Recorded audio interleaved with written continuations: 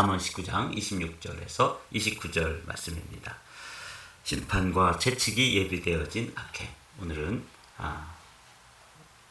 매일 우리가 한 절씩 하나님 말씀을 묵상했는데 오늘은 이제 29절까지 되어 있는 19장을 마치려고 합니다. 먼저 26절부터 29절 말씀을 함께 읽어보도록 하겠습니다. 아비를 구박하고 어미를 쫓아내는 자는 부끄러움을 끼치며 능욕을 부르는 자식이니라. 내 아들아, 지식의 말씀에서 떠나게 하는 교훈을 듣지 말지니라. 망령된 증인은 정의를 업신여기고 악인의 입은 죄악을 삼키느니라. 심판은 거만한 자를 위하여 예비된 것이요 채찍은 어리석은 자의 등을 위하여 예비된 것이니라. 아멘. 이 잠언 말씀을 우리가 이제 함께 묵상하고 있는데 잠언의 특징 중에 하나가 비슷한 교훈이 반복되어진다는 것이죠. 그런 이유를 곰곰이 생각해 봤습니다. 좀 잔소리같이 이렇게 반복해서 자꾸 이야기하고 있는 이유는 무엇일까? 우리가 부모님에게 어떤 말씀을 듣고 교훈을 들어도 그것을 한마디 들었다 그래서 이제 우리의 삶에서 다 실천하고 또 그것을 지키는 것은 아니지 않습니까? 그런 부모의 심정으로 이 잠언서는 비슷한 교훈을 반복해서 이야기하는 이유가 그런 데 있을 것 같다. 한번 들어도 또 잊어버리고 또 한번 들어도 깨달았을지라도 또 삶에서 적용하거나 실천하지 못하고 그렇기 때문에 이제 이 잠언에서는 그 소중한 교훈들을 반복해서 비슷한 말씀을 계속 반복해서 우리에게 들려주는 이유가 거기에 있다. 이런 생각을 하면서 이 잠언이 참 소중한 말씀입니다. 오늘은 심판 29절의 말씀을 기준으로 해서 그 앞에 있는 말씀들을 좀 생각해 보려고 그렇게 말씀을 묵상했습니다. 심판은 거만한 자를 위하여 예비된 것이요 채찍은 어리석은 자의 등을 위하여 예비된 것이니라. 그러니까 심판이라는 게 이제 재판을 받는 것입니다. 그래서 언젠가 우리가 하나님 앞에 가게 되면 우리가 살았던 삶의 모든 일들을 우리가 했던 말, 또 우리가 했던 행동, 또 우리가 했던 모든 삶의 순간을 다 이제 판결을 받게 될 텐데, 그래서 그 빛 아래서 이후에 우리가 받게 될 재판의 빛 아래서 오늘을 우리가 살아가는 것, 그런 관점으로 사람이 한번 죽는 것은 정한 것이요 그 후에는 뭐가 있게 돼요? 심판이 있으리니. 이렇게 히브리서 9장 27절에 기록되어 있지 않습니까? 그러니까 내가 언젠가 주님 앞에 서서 심판을 받고 또 좀 더 부드러운 말로 하면 결산을 하게 될 텐데 그 빛 아래서 오늘 내가 하는 행동이 그때 가서 하나님 앞에 가서 어떻게 결산하게 되고 어떻게 재판을 받게 될 것인지, 그런 관점으로 오늘 말씀을 세 가지로 생각해 보았습니다. 첫 번째가 이제 26절의 말씀인데, 아비를 구박하고 어미를 쫓아내는 자는 부끄러움을 끼치며 능욕을 부르는 자식이니라. 이것을 이제 장차 우리가 하나님 앞에 서게 될 그 순간을 생각하면서 오늘 우리 부모님에게 어떻게 할 것이냐. 설마 이런 일들이 있을까? 아비를 구박하고 어미를 쫓아내는 이런 엄청난 일이 있을까? 여러분, 이렇게 불효하고 또 악행이라고 볼 수 있는 이런 일을 여러분 본 적이 있나요? 놀랍게도 솔로몬 시대에도 이런 일이 있었던 것 같아요. 그러니까 솔로몬이 이제 저런 나쁜 자녀가 있구나. 아비를 구박하고 어미를 쫓아낸다? 그런 일이 어떻게 있을 수 있겠어?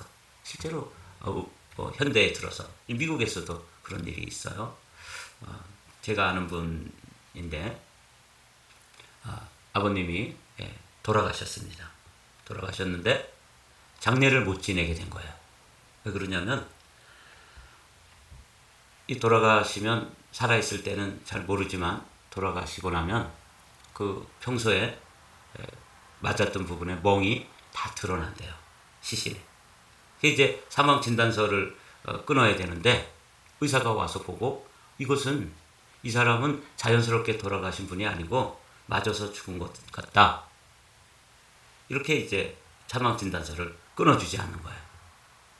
그러니까 어떻게 장례를 지낼 수 있겠습니까? 그래서 이제 알아본 즉 그 집에 아들이 있었는데 아버지가 잔소리를 너무 심하게 하고 또 정신이 이제 온전치 못하게 되니까 아버지를 모시고 다닐 때 아주 착한 아들이에요.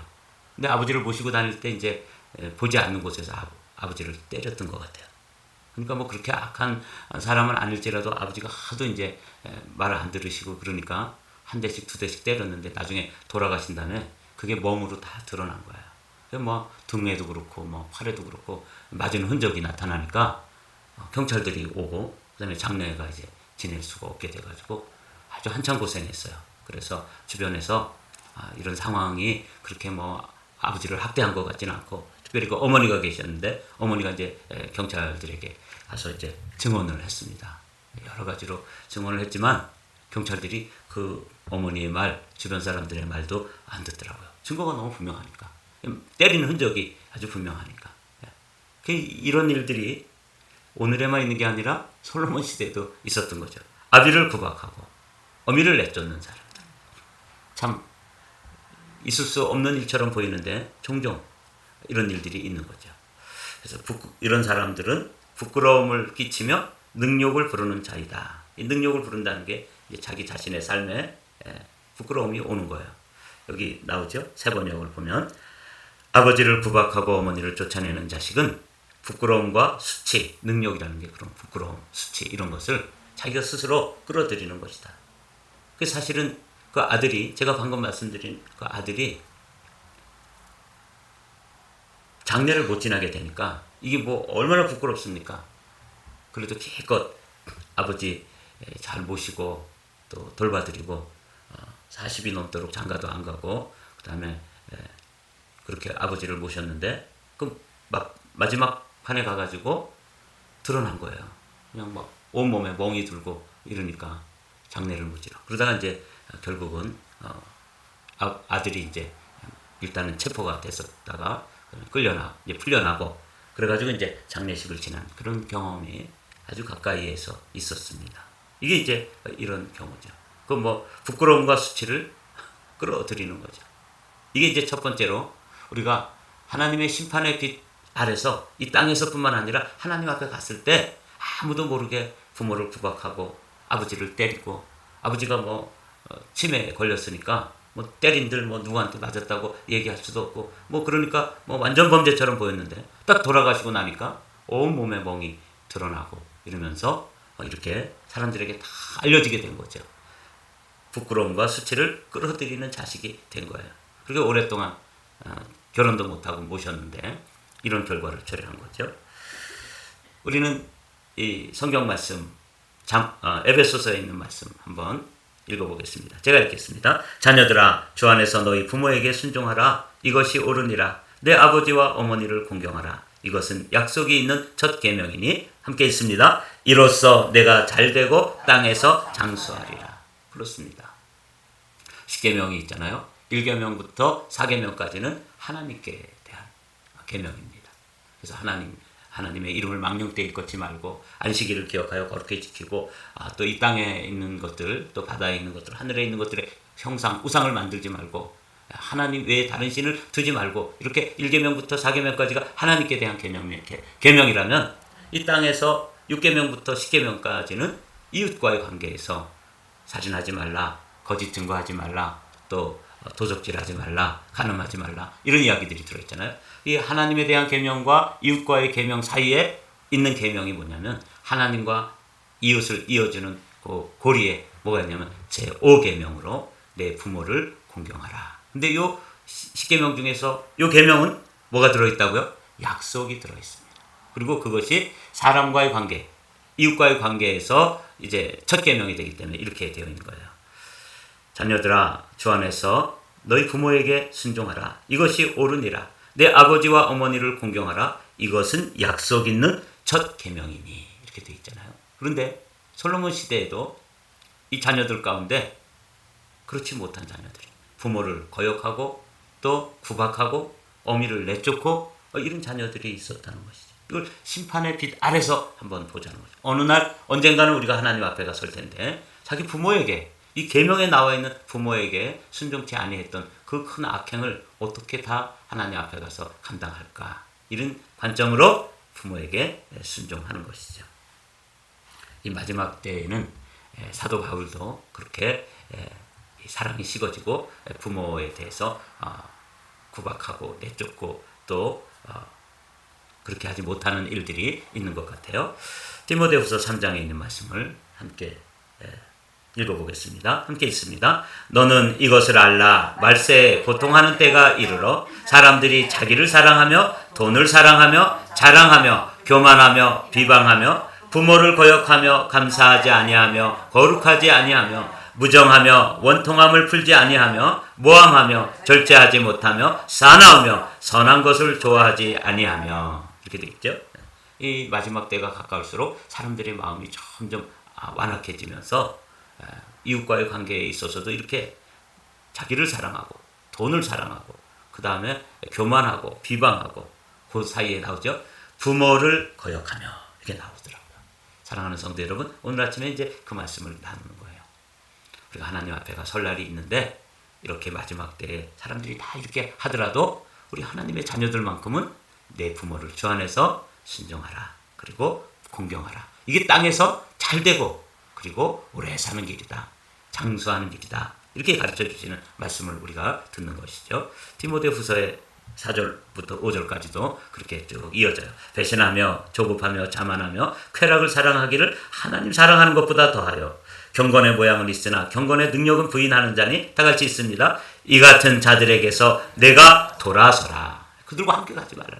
남들이 하니까 우리도 그냥 해도 된다고 생각하고 돈 사랑하고 자기 사랑하고 근데 그 중에서 우리가 지금 생각해 보려고 하는 주제가 부모를 거역하며 하는 주제가 나오잖아요. 이 같은 자들에게서 내가 돌아서라. 그거는 그러니까 신약 성경에 있는 사도 바울의 가르침이나 또 잠언을 기록한 솔로몬의 가르침이나 그 시대나 사도 시대나 또 우리 시대나 다 이 일에 대해서 우리가 마음의 이 말씀을 잘 간직하고 특별히 부모를 잘 공경하는 일. 이게 땅에서 잘 되고 장수하는 길이라고 성경에 기록되어 있기 때문에 우리 자녀들에게도 이걸 가르쳐야 돼요. 제가 아는 장로님, 우리 감리교회는 여자 장로님이 있을 수 있습니다. 그래서 이제 부부가 장로님, 할머니, 할아버지셨는데 그 집은 아주 자녀들이 다 잘 됐어요. 그래서 뭐 의사인 자녀도 있고 또 방송국의 부국장인 자녀도 있고 다 아주 명문대학 나오고 그랬는데 그 집은 한 달에 한 번씩 온 자녀들을 다 불러 모읍니다. 이 할아버지, 할머니, 장로님이 손자, 손녀들까지 다 불러 모아요. 그러니까 뭐 대가족인데 야, 할머니 집으로, 할아버지 집으로 다 오는 거예요. 장로님 댁으로. 근데 뭘 가지고 와야 되냐면 봉투를 가지고 와야 됩니다. 가르치는 거예요. 그거 안 가지고면 뭐 불호령이 내리죠. 그래서 다 봉투를 가져와서 인사하고 또 이렇게 부모님께 장로님 두 분에게 이제 봉투를 드리는 거예요. 그럼 그거를 아주 당연하게 받으셔요. 그리고 그 중에서 그 온 손자, 손녀들에게 할머니, 할아버지가 또 봉투를 주세요. 멋있죠? 그리고 이제 제가 그 교구에 담당을 했던 적이 있는데 신방을 가면 또 제게도 봉투를 주시더라고요. 그러면서 안 받겠다고 이렇게 사양을 해도 목사님, 저는 한 달에 한 번씩 우리 자녀들을 다 불러 모아서 당연하게 부모를 공경하는 것을 가르치고 있습니다. 근데 제가 목사님께 또 이렇게 해야지만 우리 자녀들에게도 또 이야기를 할 수 있으니까 받으세요. 그러면서 제가 그 봉투를 이렇게 받았던 적이 있어요. 근데 뭐 봉투를 받았다고 말하는 게 지금 말씀드리려는 게 아니라 자녀들에게 그 효를 가르치더라고요. 에이, 괜찮아, 안 해도 돼. 뭐 너 살기도 바쁜데. 그러면 안 되는 거예요. 제가 그 할머니, 할아버지, 장로님 연세가 많이 들으셨는데 아주 그 자녀들이 잘 되고 이러는데 그 비결이 뭔가 살펴봤더니 뭐예요? 불러가지고 당연히 부모를 공경하도록 하고 또 사랑을 이렇게 그 손자, 손녀들에게 다 베풀고 그날은 뭐 아주 좀 풍성하게 음식을 만들어서 나누고 한 달에 한 번씩 꼭 그렇게 용돈을 가져오라고 그래가지고 받으시고 또 용돈도 주시고 이렇게 하면서 자녀들을 가르치는 걸 봤어요. 꼭 뭐 우리는 그렇게 안 하더라도 자녀들에게 이 일을 가르쳐야 돼요. 저도 우리 가정에서 이 부모를 공경하는 일, 이제 우리 집에 시골이니까 이웃집에서 뭐 음식 같은 거 만들면 가져오잖아요. 부침개라도 하나 하면은 꼭 나눠 먹었어요. 그때는. 그래서 이제 뭐 부침개라도 가져오면 우리 어머니가 애들이 그 뭐 배도 고프고 또 먹을 것도 없는데 그 부침개 몇 장 가져온 거 그냥 얼마나 먹고 싶어요. 그죠? 그리고 뜨끈뜨끈한 때 먹어야지 또 제맛이잖아요. 근데 그거 못 먹게 하는 거예요. 그 아버지가 이제 올 때를 기다려요. 아버님이 이렇게 일하고 이제 땀이 등에 흠뻑 젖어가지고 저녁에 저녁 때가 돼가지고 한지게 소프를 지고 이제 오시면 이웃집에서 그거 가지고 왔다고 이렇게 말씀을 드려요. 그러면 아버님이 그걸 다 드시면 다 드셔도 시원치 않을 텐데 조금 드시고 쓱 밀어놓으시는 거예요. 참 지금 생각하면은 그 없던 시절에 아버님이 하루 종일 밭에 나가서 일하시고 들어왔을 때 그 뭐 부침개 몇 장 그거 뭐 훌떡 집어 먹어도 드셔도 뭐 어디 간에 기별이나 가시겠어요?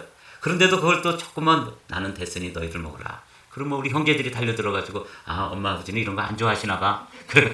철이 없어가지고 그러고 먹었던 기억이 나요. 근데 제가 이제 뭘 배웠냐면 우리 가정에서는 아버님이 제일 어른이시다. 아버님이 숟가락을 들기 전에 숟가락을 들고 밥그릇에다가 막 풍풍 퍼먹고 이거는 뭐 있을 수가 없는 일이죠. 이렇게 부모를 공경하는 일. 우리는 뭐 그렇게 못 배운 집안이지만 그런 걸 가르치고 그래서 아버님이 이렇게 존중받도록 그렇게 가정에서 배웠어요. 근데 이제 솔로몬 시대도 우리 시대도 그렇지 않은 일이 너무 많다는 거죠. 두 번째로 우리가 살펴봐야 될 심판의 빛에서 살펴봐야 될 것이 말씀에서 떠나게 하는 교훈이에요. 내 아들아 지식의 말씀에서 떠나게 하는 교훈을 듣지 말지니라. 그러니까 그때나 또 지금 이 우리 현 시대나 하나님의 말씀에서 떠나게 하는 이 세상의 가르침, 악한 스승들의 가르침, 거짓 선지자들의 가르침, 거짓 목자들의 가르침이 있다는 거죠. 여러분, 저 유튜브 가만히 들어보면서 아주 유명한 신부님이고 아주 인기 강사님인데 제가 이름은 말씀드리지 않겠습니다. 근데 그분이 뭐라고 얘기하냐면 세월호에서 그 희생을 당한 그 고등학생들은 다 구원받았다는 거예요. 그래서 깜짝 놀랐어요. 아니, 그래서 왜 그 이유를 자세히 들어봤더니 뭐라고 이야기하냐면 그들은 죄질 시간이 없었다는 거예요. 그래서 저렇게 유명한 신부님 정말 세상에서 인기 강사시고 그냥 유튜브 켜기만 해도 그렇게 막 인기 있는 그런 인류 명 강사인데도 말하자면 이 구원에 관해서 거짓된 가르침을 가르치더라고요. 아주 확신한데요. 다 넣고 그들은 다 구원받았다는 거예요. 물에 빠져서 사고 당한 일은 너무 가슴 아프고 또 안타까운 일이죠. 근데 그렇다 그래가지고 다 구원받았느냐? 그거는 우리가 그렇게 함부로 이야기할 수 있는 사안이 아닌 거죠. 말씀의 빛에 비춰서 여기 보십시오. 내 아들아 지식의 말씀에서 떠나게 하는 그런 교훈을 듣지 말라 이렇게 되어 있죠.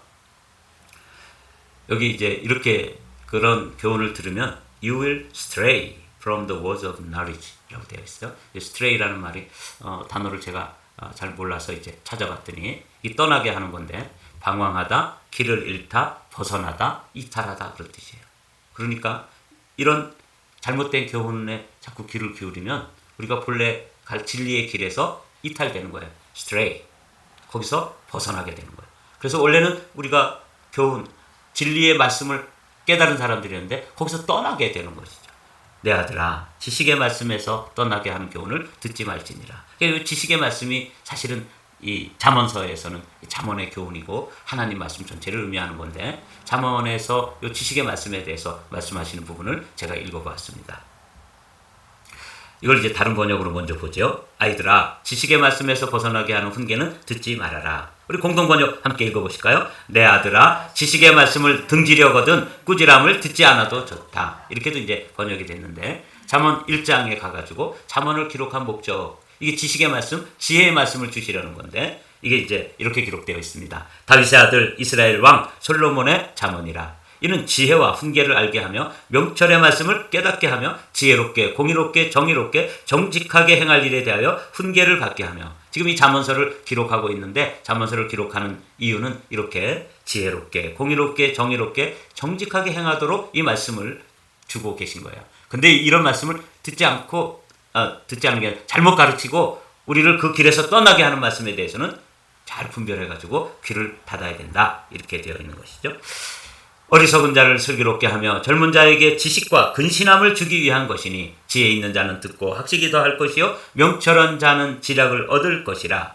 잠언과 비유와 지혜 있는 자의 말과 그 오묘한 말을 깨달으리라. 이게 이제 이 잠언서를 기록해가지고 우리 젊은이들 우리 또 이 말씀을 듣는 사람들이 지혜로운 사람이 되고 또 정직한 사람이 되고 바른 삶을 살도록 하시기 위해 주신 건데 여기서 떠나게 하는 말 그런 가르침을 갖는 가르침에 대해서는 귀를 닫아야 된다. 이게 이제 두 번째 오늘 말씀입니다.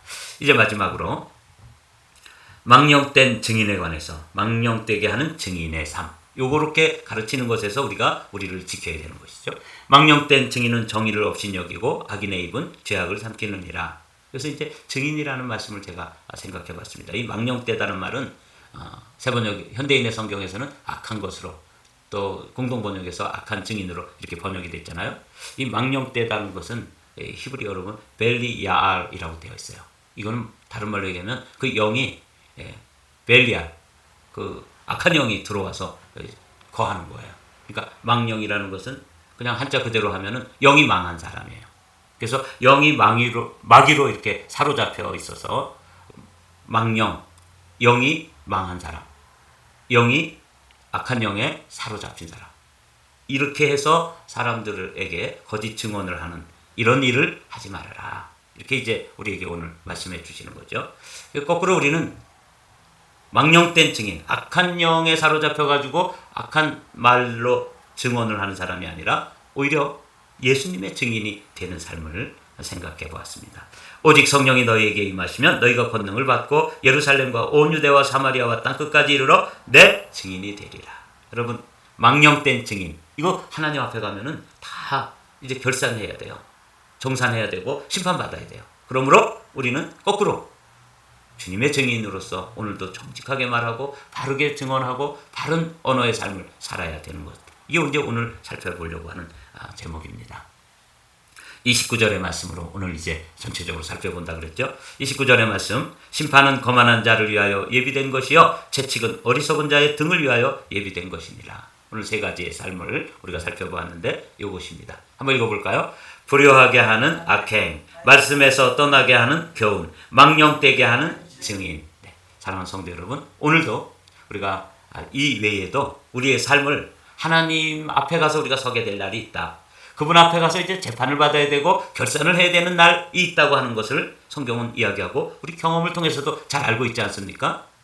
사람이 한번 죽는 것은 정해진 법칙이에요.